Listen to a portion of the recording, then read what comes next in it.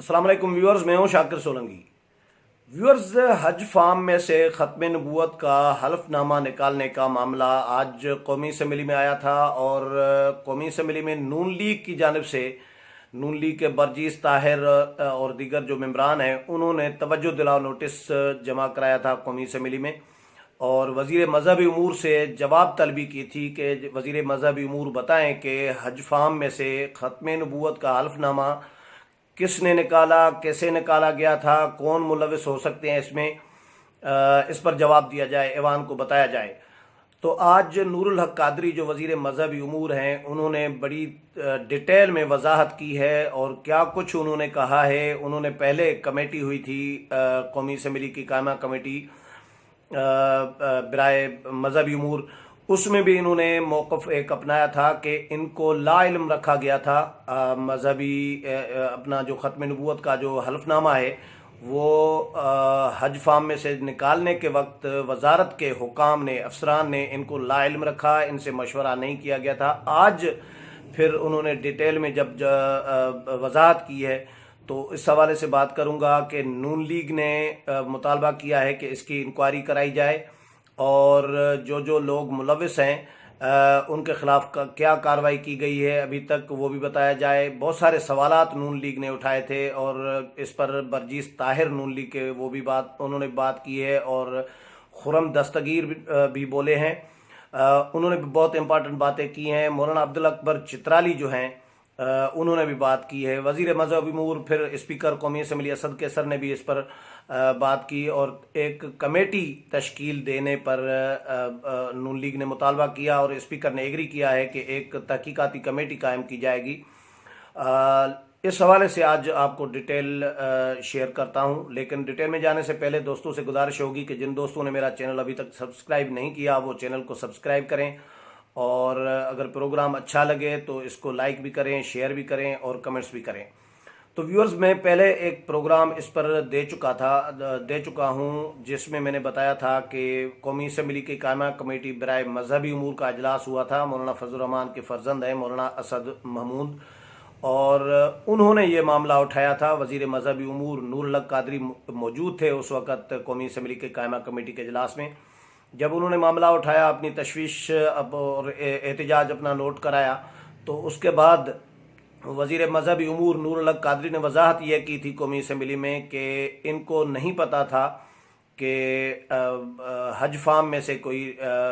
ख़त्म नबूवत का जो हल्फनामा है वो निकाल दिया गया है। बाद में जब सोशल मीडिया में आया तो इनके नॉलेज में जब ये बात आई तो इन्होंने फिर वजारत के हुकाम से मालूम किया और उनसे तफसीलात मांग ली। तो वजारत ने उनको बताया, वजारत के हुकाम ने, ज़िम्मेदारों ने, कि निकाल दिया गया था हल्फनामा लेकिन अब शामिल कर दिया गया है। ये एतराफ़ किया था वज़ीर मजहबी उमूर ने कि हज फार्म में से जो है ख़त्म नबूवत का हल्फनामा निकाल दिया गया था, उसको दोबारा से शामिल कर दिया गया है, ये बात की थी और कुछ डिटेल भी दी थी। लेकिन आज कौमी असम्बली में जब नून लीग ने ये मामला उठाया था, तवज्जो दिलाओ नोटिस जमा कराया था, तो इस पर आज भी उन्होंने पहले तो ये कहा कि जो हज फार्म है वो पहले 14 सफ़हात पर, तो 14 पेजेस का होता था और उसमें 14 ही पेजेस पर अलग अलग वो फिल करने पड़ते थे और दस्तावेज़ जो है डॉक्यूमेंट बहुत ज़्यादा हो जाता था। 14 पेजेस फिल करने पड़ते थे, हाजियों को 20-25 मिनट लग जाते थे और फिर 1.5 लाख फ़र्ज़ करें अभी फार्म जो हैं जमा हुए हैं हज फार्म, वो 1.5 लाख आज उन्होंने वज़ीर ने बताया कि 1.5 लाख जमा हो गए हैं। जब 1.5 लाख हज फार्म होंगे और एक हज फार्म में 14 पेजेस जो हैं वो ख़त्म नबूवत से मुतल्लिक़ होंगे, हलफनामे से मुतल्लिक़ होंगे, तो वो बहुत ज़्यादा यानी पेजेस हो जाते थे। फिर वो लेके आना, फिर प्रिंटिंग में टाइम लग जाता था, 8-10 दिन उधर लग जाते थे, 5 दिन उधर लग जाते थे, इस तरह की बातें उन्होंने बताई। और हाजियों के लिए भी परेशानी होती थी कि वो अगर कोई एक गलती हो जाए कहीं 14 पेजेस में से तो फिर वो पूरा फॉर्म जो है वो डिस्टर्ब होता था और गलत समझा जाता था। फिर दोबारा से फॉर्म जो है ना वो रिजेक्ट हो जाता था, फिर उसको दोबारा से फिल करना पड़ता था। तो अब ई सिस्टम आ गया है اور اب آن لائن یہ فارم جمع ہوگا، تو اس 14 پیجز کو پرسائز کر کے ایک پیج پر ہم لے کے آئے تھے، اور جس میں سے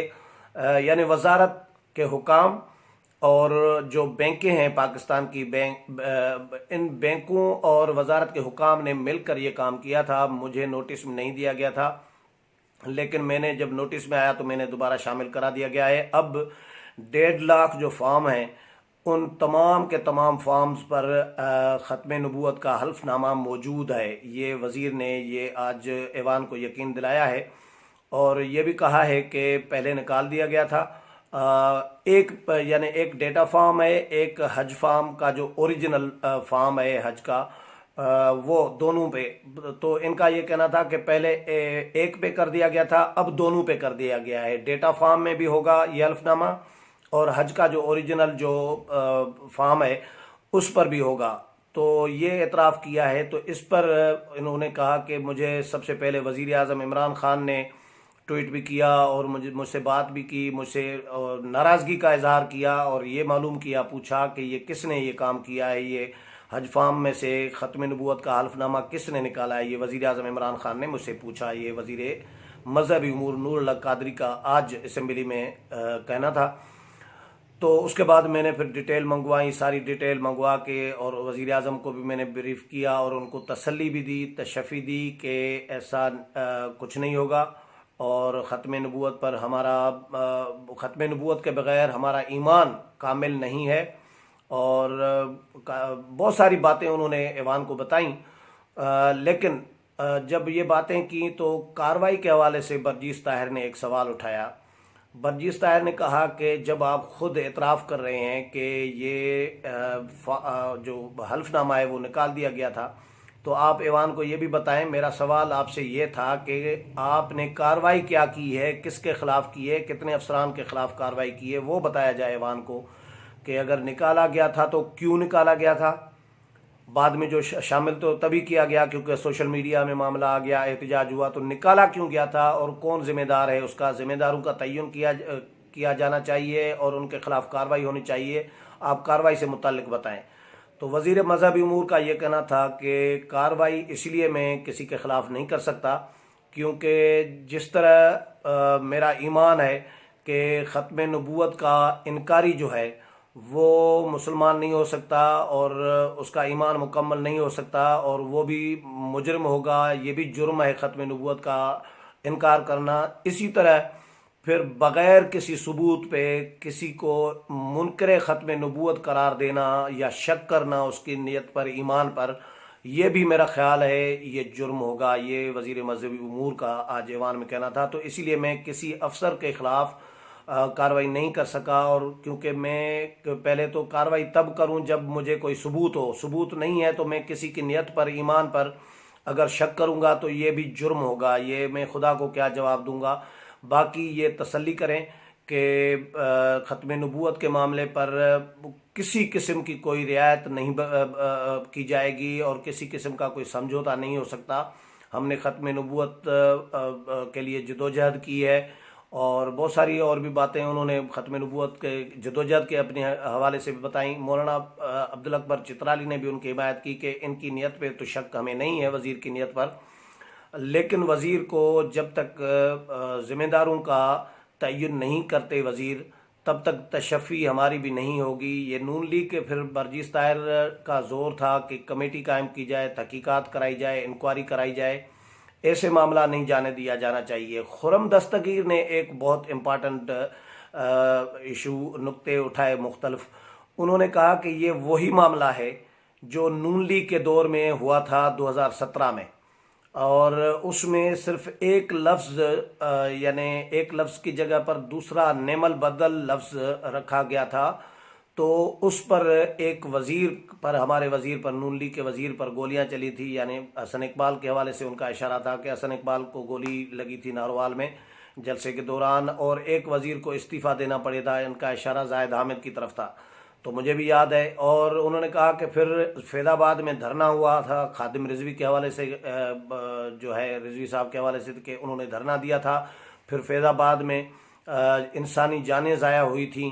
اور اس فیض آباد دھرنے کا جس جج نے केस सुना, फैसला दिया, वो जज आज भी रेफरेंस भुगत रहे हैं, काजी फायज ईसा की तरफ उनका इशारा था।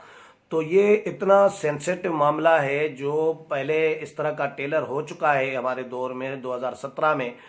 तो ये इस तरह नॉर्मल नहीं हो सकता। इस तरह आम कोई सादी सी बात नहीं है, मामूली बात नहीं है कि ख़त्म नबूवत का हल्फनामा ही निकाल दिया जाए हज फार्म में से और कहा जाए कि ये जो है गलती हुई या ये हुआ, ये करना चाह रहे थे वगैरह वगैरह। इस तरह के कोई आर्ग्यू नहीं चलेगा। इस पर पार्लियामेंट एक कौमी असम्बली की तहकीकाती कमेटी कायम की जाए जो सारे मामलात को देखे, और जहाँ जहाँ जिन जिन फार्म्स पर, जिन जिन शोबों में ख़त्म नबूवत का हल्फनामा ज़रूरी होता है, वो तमाम के तमाम मंगवाए जाएं और चेक किया जाए कि उनमें से तमाम के तमाम शोबों में, सेक्टर्स में या फार्म में ख़त्म नबूवत का हल्फनामा है भी, या वहाँ पे भी कोई गड़बड़ हो रही है तो तसल्ली की जाए, और उसके साथ फिर ऐसा कोई मेकनिज़म बनाया जाए ताकि आइंदा कोई इस मामले को न छेड़ सके। ऐसा कोई निज़ाम वज़ा किया जाना चाहिए। तो स्पीकर ने फिर मुदाखलत इस मामले में की, और स्पीकर ने कहा कि ये ऐसा मामला है जिस पर हम मुसलमान मर मिटने के लिए तैयार हैं, और नबी पाक सल्लल्लाहु अलैहि वसल्लम के पर ईमान के बग़ैर, ख़त्म नबूवत पर ईमान के बग़ैर हम मुसलमान नहीं हो सकते, हमारा ईमान मुकम्मल नहीं हो सकता। ये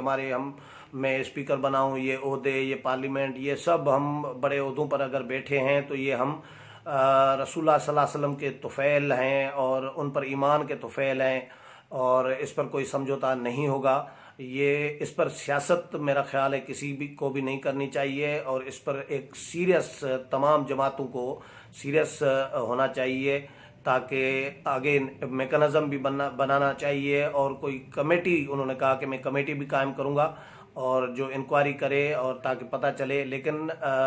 वज़ीर मज़हबी उमूर का ये कहना था कि मेरा ख्याल ये है, ये उनका ख्याल था, वो समझते हैं कि मैं समझता हूँ कि ये किसी बदनीयती की बुनियाद पर नहीं हुआ था। वजारत के हुकाम और बैंकों ने ये इसलिए किया था ताकि हाजियों को सहूलत हो, और जो सिस्टम होने जा रहा है, ऑनलाइन फॉर्म होगा, तो वो 14 पेजेस की बजाय 1 पेज हो या 2 पेज हो, इस तरह वो उन्होंने एक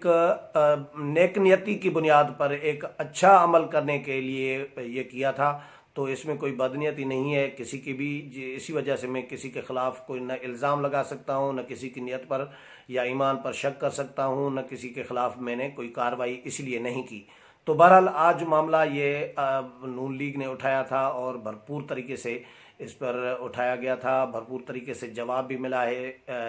वज़ीर मज़हबी उमूर की तरफ से, और कमेटी, स्पीकर ने ऐलान किया है कि एक कमेटी, तहकीकाती कमेटी कायम की जाएगी। तो इस तरह वाकई ये बर्जिस ताहिर की बात बिल्कुल और खुरम दस्तगीर की ये दुरुस्त है कि ये आम कोई मामूली मामला है नहीं, मामूली कोई इशू है नहीं कि ऐसे ही निकाल दिया और इत्तेफाक हुआ या गलती हुई। ये पहले भी इस तरह के अटेम्प्ट होते रहे हैं, और मुझे तो ये नज़र आ रहा है, मेरा ख्याल ये है, जो बहुत ज़्यादा मजहबी लोग भी यही समझ रहे हैं कि ये शायद ये प्लानिंग के साथ हो रहा है, कहीं ना कहीं कुछ न कुछ है जिसकी पर्देदारी हो रही है, या कहीं ना कहीं से कोई साजिश हो सकती है। तो इसको बहरहाल फ़िलहाल तो ये मामला पकड़ा गया, और मामला अब ये वारदात करने की जो कोशिश की गई थी, वारदात नहीं कर सके। जिन्होंने भी करने की कोशिश की है, जो भी अफसरान हैं, जो भी हुकाम हैं, या कोई और क़ुव्वतें हैं, लेकिन बहरहाल अभी फ़िलहाल उनके बकौल, वज़ीर के बकौल के दोनों डेटा फार्म में भी, हज के ओरिजिनल फार्म में भी शामिल कर दिया गया है। लेकिन अब खुरम दस्तगीर ने कहा है कि मैं दावे से कहता हूँ कि मेरी इन्फॉर्मेशन ये है कि एक फार्म पर, डेटा फार्म पर ये मौजूद है, हज के ओरिजिनल फार्म पर बहरहाल दोनों में से एक पर मौजूद है, एक पर अभी भी मौजूद नहीं है। तो ये चीज़ें बहरहाल उन्होंने फिर वज़ीर मज़हबी उमूर ने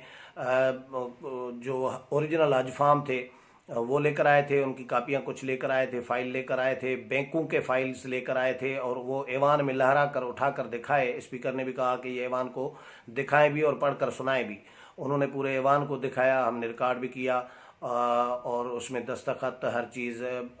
جو ہے تھم جو ہے انگوٹھا وہ بھی لگا ہوا تھا، دستخط بھی کیے ہوئے تھے، اور انہوں نے پڑھ کر بھی سنایا جو جس طرح تھا پہلے حلف نامہ اسی طرح کا ہی تھا۔ اس حوالے سے جو بھی اگر اپڈیٹ ہوتا ہے کوئی بھی چیز تو مزید وہ بھی شیئر کرتا رہوں گا۔ اگلے پروگرام میں پھر ملاقات ہوگی، تب تک اجازت چاہتا ہوں۔ اللہ حافظ۔